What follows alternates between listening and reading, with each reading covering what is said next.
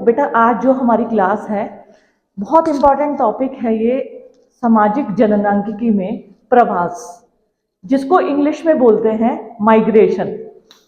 देख सुन, हल्का सा पहले मैं इस वर्ड के बारे में कि प्रवास कैसे कहते किसे हैं इसके बारे में समझाऊंगी, फिर तुम्हें बहुत अच्छे से समझ में आ जाएगा। कई बार तूने देखा है कि बहुत सारे उत्तराखंड में पशुपालक होते हैं। वो क्या करते हैं, सर्दियों में कहाँ आते हैं, नीचे उतर आते हैं और गर्मियों में वापस ऊपर चले जाते हैं। बद्रीनाथ के पास एक माणा गांव है बेटा, तूने सुना है उसके बारे में? है माणा गांव। तो माणा गांव के लोग 6 महीने तो रहते हैं अपने शीतकालीन आवास में यानी नीचे, और 6 महीने अपने ऊपर की साइड वो लोग रहते हैं। ठीक है, तो उसको बोलते हैं, जैसे भोटिया जनजाति है, इसको मैं एक एग्जांपल से बताऊंगी।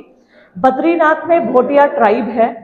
आप माणा गांव की साइड जाएंगे तो वो गांव के लोग क्या होते हैं, 6 महीने तो रहते हैं गर्मियों में ऊपर अपने माणा गांव में, और जब सर्दियां शुरू होती हैं 6 महीने वो आके अपने नीचे घर बनाए रखते हैं, वहां आ जाते हैं, क्योंकि वहां सर्दी कम होती है, बर्फबारी ना के बराबर होती है, और उन्हें बोला जाता है ऋतु प्रवास। ध्यान देना, उस शब्द को भोटिया जनजाति के लिए ऋतु प्रवास की संज्ञा दी गई है भोटिया जनजाति में। तो ऋतु प्रवास कहते हैं जब सर्दी होती है। भोटिया ट्राइब्स जो ऊपर के ऐसे क्षेत्रों में रहती हैं जहां 6 महीने पूरे बर्फ से जमे रहते हैं, तो उस समय वो लोग अपने नीचे घर बनाए रखते हैं, तो वो नीचे घरों में आ जाते हैं। बाकी जब गर्मियां शुरू हो जाती हैं तो ऊपर बर्फ पिघलकर मखमली घास के मैदान बिछ जाते हैं, जिससे पशुपालकों के लिए वो स्वर्ग होता है, क्योंकि बहुत अच्छा चारा मिलता है, गाय भैंस दूध बहुत अच्छे से देती है। तो भोटिया ट्राइब में या पशुपालक जो होते हैं जनजाति, उनमें क्या होता है, ऋतु प्रवास उत्तराखंड में फेमस है।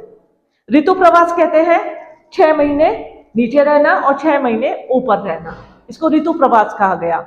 और प्रवास जो कि इंग्लिश के माइग्रेशन से बना है, माइग्रेशन बोलते हैं एक स्थान से दूसरे स्थान पर जाना, उसे प्रवास कहते हैं। किंग्सले डेविस ने, मैंने यहाँ डेफिनेशन लिखी है, किंग्सले डेविस ने प्रवास को परिभाषित करते हुए लिखा है बेटा कि प्रवास लोगों का क्षेत्रीय सीमाओं को पार करते हुए स्थायी रूप से एक स्थान पर से दूसरे स्थान की ओर स्थानांतरण है। कि जब कुछ लोग एक स्थान से स्थायी या अस्थायी रूप से अपनी सीमाओं को पार कर कर दूसरे स्थान पर चले जाते हैं और वो रहने लग जाते हैं, तो उसे प्रवास कहा गया है।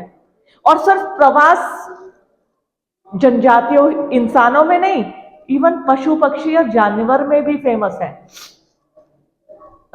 मैं इस बार कुंभ में प्रयागराज, मेरी ससुराल है, वहां गई हूं। हर बार जब मैं सर्दी में जाती हूँ प्रयागराज, तो वहां एल्बाट्रॉस नाम के जो पक्षी हैं व्हाइट रंग के, पूरे संगम पे बैठे रहते हैं। पूरा संगम उन पक्षियों से भरा रहता है, अजीब सी आवाज निकालते हैं वो, और बेहद सुंदर लगते हैं। उन्हें यदि तो कुछ दाना देगी ना बेटा, तो वो आके हाथ पे ही बैठ जाएंगे। लेकिन ध्यान रखना, वो साइबेरियन बर्ड्स होते हैं, बहुत सारे ऐसे पक्षी होते हैं जो साइबेरिया से आते हैं। किस कारण आते हैं? वो अपने आप को मौसम के अनुरूप ढालते हैं। जब वहां बहुत अधिक ठंड पड़ने लग जाती है, क्योंकि इंडिया में ठंड उतनी नहीं पड़ती, तो वो इन क्षेत्रों में आ जाते हैं। वो ऊंची उड़ान भरते हैं और एक स्थान से दूसरे स्थान पे पहुंच जाते हैं। फिर जब यहाँ भयंकर अब गर्मी शुरू हुई है ना, उन्होंने प्रवास शुरू कर दिया। प्रवास मतलब यहाँ से जाना। वो लोग वापस अपने साइबेरिया में चले गए, क्योंकि उन्हें हल्की ठंड, मतलब ठंडा चाहिए, ना बहुत ज्यादा गर्म ना बहुत अधिक ठंडा। जैसे भोटिया ट्राइब ऋतु प्रवास प्रचलित है, ऐसे ही प्रवास शब्द कहा जाता है एक स्थान से दूसरे स्थान पर जाना या वहीं बस जाना। ठीक है, इसे प्रवास कहा जाता है। और जनसंख्या में प्रवास क्यों पढ़ते हैं हम, ये क्यों महत्वपूर्ण है? तो जनसंख्या में प्रवास इसलिए महत्वपूर्ण है बेटा, क्योंकि कहीं ना कहीं ये हमारी जनसंख्या को प्रभावित करता है। कैसे? यदि खूब सारे लोग एक स्थान से या एक देश से दूसरे देश में चले जाएं, तो इस देश की जनसंख्या कम हो जाएगी ना, है ना? या फिर दूसरे देश से बहुत सारे लोग हमारे देश में आ जाएं, तो हमारी जनसंख्या बढ़ जाएगी। ठीक है, तो इसलिए प्रवास का हमारी जनसंख्या में बहुत महत्वपूर्ण योगदान है। क्योंकि अगर यहाँ से लोग जाते हैं तो जनसंख्या कम होती है, अगर बाहर से लोग आके हमारे यहाँ बसते हैं उससे जनसंख्या में वृद्धि होती है। और जनसंख्या में जो वेरिएशन आता है वो प्रवास से भी आता है वेरिएशन। तो इसी ये जो क्वेश्चन है ना एग्जाम के लिए बहुत इंपॉर्टेंट है। तो प्रवास समझ में आया ना, किसे कहते हैं? किंग्सले डेविस ने भी कहा है प्रवास लोगों का क्षेत्रीय सीमाओं को पार करते हुए अपेक्षाकृत स्थायी रूप से एक स्थान से दूसरे स्थान की ओर स्थानांतरण को कहते हैं। और ये किसी भी रूप में हो सकता है। बहुत ही एक इंपॉर्टेंट क्वेश्चन एग्जाम में आता है, प्रवास के प्रकार। बहुत इजी है, रटने की जरूरत नहीं है, लेकिन अगर तुम समझ लोगे तो तुम इजीली समझ जाओगे प्रवास के प्रकार किसे कहते हैं। मैंने अपने पीछे प्रवास के प्रकार लिखा है। जैसे पहले स्थान के आधार पर प्रवास। स्थान के आधार पर प्रवास बेटा दो प्रकार का होता है, ध्यान से सुनना मेरी बात। और जो मैं एग्जाम्पल बता रही हूँ वो बहुत जेन्युइन बता रही हूँ। यही सब एग्जाम में आते हैं और यदि तुम एग्जाम में इस तरीके से आंसर लिखोगे तो क्या होगा, अच्छे नंबर आते हैं। तो स्थान के आधार पर जो प्रवास होता है वो दो प्रकार का होता है, आंतरिक प्रवास और अंतरराष्ट्रीय प्रवास। कैसे, मैं बताती हूँ। स्थान के आधार पर प्रवास मैंने अभी भी बताया दो प्रकार का होता है, आंतरिक और अंतरराष्ट्रीय प्रवास। आंतरिक प्रवास कहते हैं जब हम ही लोग अपने देश में एक गांव से दूसरे गांव, एक शहर से दूसरे शहर चले जाते हैं। कई बार तुमने देखा होगा जैसे लोग पहाड़ों से पलायन करते हैं। पलायन हमने सुना है ना, क्या है माइग्रेशन, पलायन? हाँ हाँ, क्या क्यों जाते हैं बेटा? यहाँ पहाड़ी लोग पलायन क्यों कर रहे हैं? हाँ बिल्कुल बिल्कुल, हाँ वेरी गुड बेटा, बिल्कुल। आंतरिक प्रवास कहते हैं, जैसे बहुत से लोग हमने उत्तराखंड में देखा है। और ये उत्तराखंड में एक समस्या भी है पलायन की, क्योंकि पलायन का क्या इफेक्ट पड़ता है वो मैं अभी बताऊंगी। उत्तराखंड का जो मैप है कुछ इस तरह का है बेटा, आयताकार शेप का इस तरह का मैप है। उत्तराखंड का सिर्फ 12% जो एरिया है वो मैदानी है, बाकी जो 88% भाग है वो क्या है, पर्वतीय।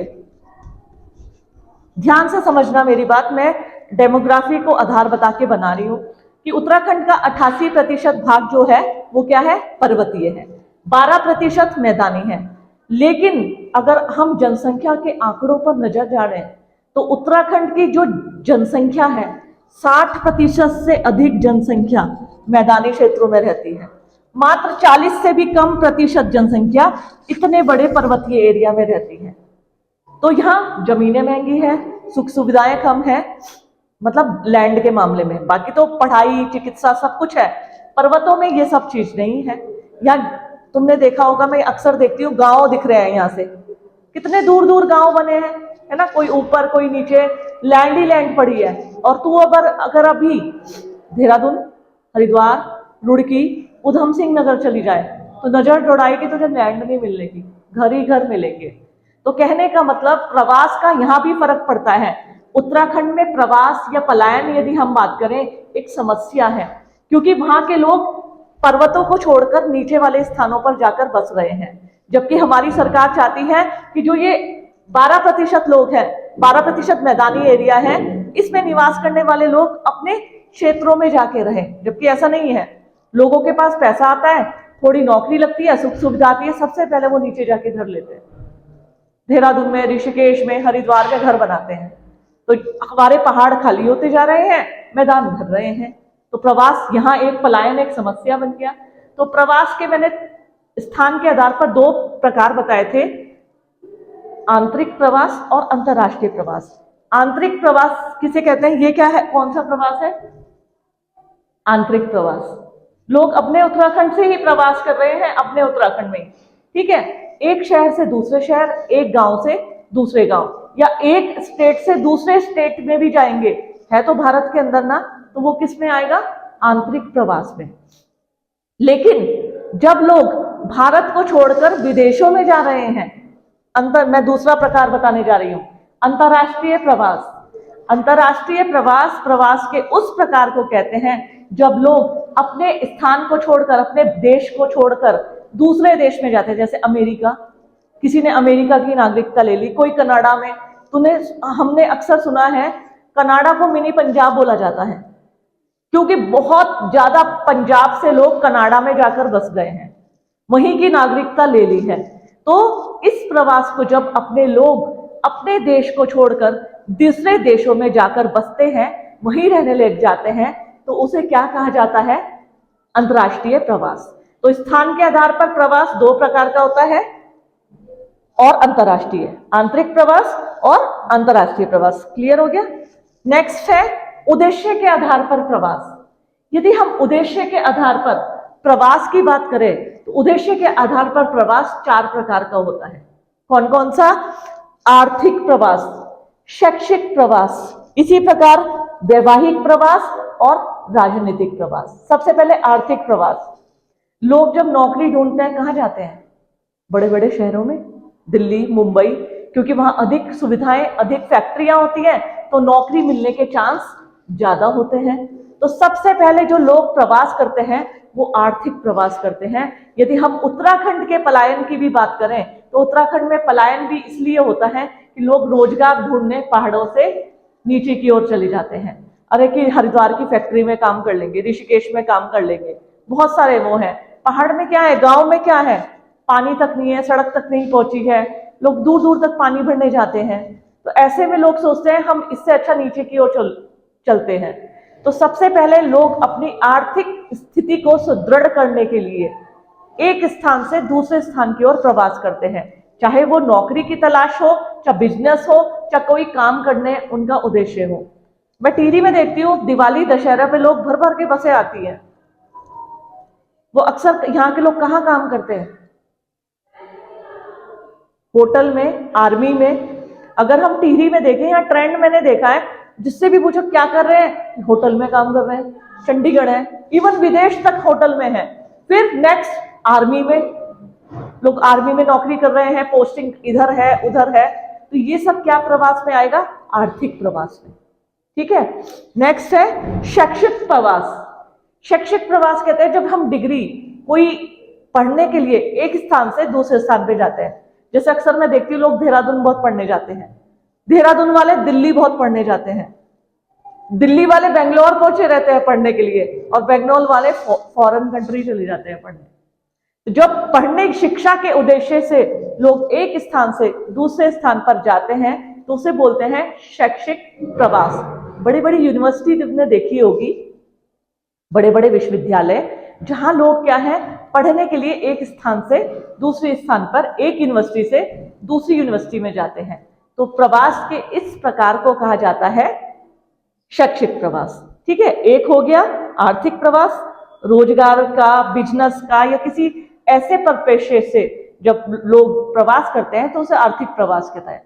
जब शिक्षा के उद्देश्य से लोग एक स्थान से दूसरे स्थान पे जाते हैं, एक विश्वविद्यालय से दूसरे विश्वविद्यालय, तो उसे कहा जाता है शैक्षिक प्रवास। फिर नेक्स्ट है वैवाहिक प्रवास। वैवाहिक जब महिलाओं की शादी होती है, ठीक है, शादी हुई, टिहरी हो गई, टिहरी वालों की शादी ऋषिकेश या देहरादून, तो उसे क्या कहा जाएगा? वैवाहिक प्रवास। जब महिलाएं शादी करने के उपरांत एक घर से दूसरे घर में जाती हैं, और वो घर कहाँ होता है? कोई गांव भी हो सकता है, कोई नगर भी हो सकता है, दिल्ली भी हो सकता है, हल्द्वानी भी हो सकता है। तो ये सब किस में आएगा? वैवाहिक प्रवास में। जब महिलाएं विवाह के उपरांत एक स्थान से दूसरे स्थान पर प्रवास करती है तो प्रवास की इस प्रकार को कहा जाता है बेटा वैवाहिक प्रवास। एक इसका अंतिम प्रकार है पॉलिटिकल माइग्रेशन, यानी राजनीतिक प्रवास।